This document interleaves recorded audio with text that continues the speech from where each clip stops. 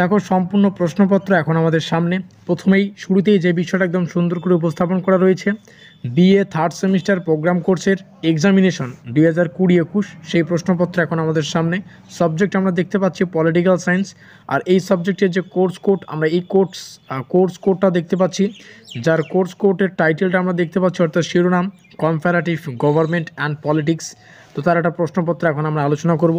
তো দেখো, একটা প্রশ্নপত্র থেকে আমরা বিভিন্ন তথ্য জানতে পারি, যেমন কোন দাগে কতগুলো প্রশ্ন এসেছিল, ঠিক আছে, কোন দাগে কত নম্বরের প্রশ্ন আসে, কতগুলো প্রশ্নের উত্তর করতে হয়, প্রত্যেকটা তথ্য তোমরা জানতে পারবে। তো আমাদের পরীক্ষাও কিন্তু সেম এরকমই একটা প্রশ্নপত্র আমরা পাবো। এখান থেকে শুরুতেই একটু জাস্ট ক্লিয়ার করে দিচ্ছি, আমাদের টাইম হচ্ছে 2 ঘন্টার, ফুল মার্কস হচ্ছে 40, যেটা আমরা সবাই জানি।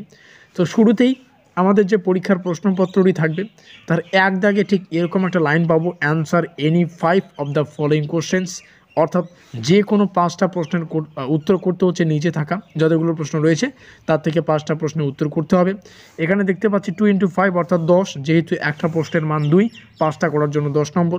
এখানে এই সালে যে প্রশ্নটি এসেছিল, প্রথম প্রশ্ন 2 নম্বরের জন্য, প্রশ্নটিতে জানতে চাওয়া হয়েছে আইনের অনুশাসন বলতে কী বোঝো। দ্বিতীয় প্রশ্ন এসেছিল বর্তমানে যিনি মার্কিন রাষ্ট্রপতি পদে আসীন রয়েছেন তার নাম কি, এবং একজন মার্কিন রাষ্ট্রপতির কার্যকালের মেয়াদ কত বছরের হয়। তো এই দুটো প্রশ্ন আমরা আলোচনা করলাম। এবার এই দুটো প্রশ্ন থেকে দেখো দুটো কমন বিষয় দেখতে পাচ্ছি। একটা প্রশ্নের দুটো ভাষা, একটা হচ্ছে ইংলিশ আর একটা হচ্ছে বাংলা। এভাবেই কিন্তু এই বছরেও কিন্তু প্রশ্নটা ছাপা হবে। একটা প্রশ্নের বাংলা থাকবে না ইংলিশ থাকবে, সেই সেম প্রশ্নটি কিন্তু বাংলা ট্রান্সলেট করে থাকবে। কথা ক্লিয়ার? তো এই হচ্ছে আমাদের মূল বিষয়। তো 1 নম্বরে যে কয়েকটা প্রশ্ন এসেছিল, 2 নম্বরের জন্য তোমরা প্রশ্নগুলি অবশ্যই দেখে নাও। দুই দাগে আসলে যথারীতি আমরা 5 নম্বরের প্রশ্নাবলীকে দেখতে পারবো। ঠিক এরকম একটা লাইন আমরা দেখতে পাচ্ছি, answer any 4 of the following questions, অর্থাৎ নিম্নলিখিত প্রশ্নগুলির মধ্যে যে কোনো 4টি প্রশ্নের উত্তর করো বা করতে হবে তোমাদের। তো 5 × 4 এখান থেকে 20 নম্বর পাচ্ছি। এখানেও আমরা দেখতে পাচ্ছি যথারীতি প্রশ্নগুলি, প্রথম প্রশ্ন এসেছিল গ্রেড ব্রিটেনে এখন রাজতন্ত্র টিকে আছে কেন, সংক্ষেপে আলোচনা করো। তো যে কয়েকটা 5 নম্বরের প্রশ্ন এসেছিলো তোমরা অবশ্যই এখান থেকে দেখে নাও।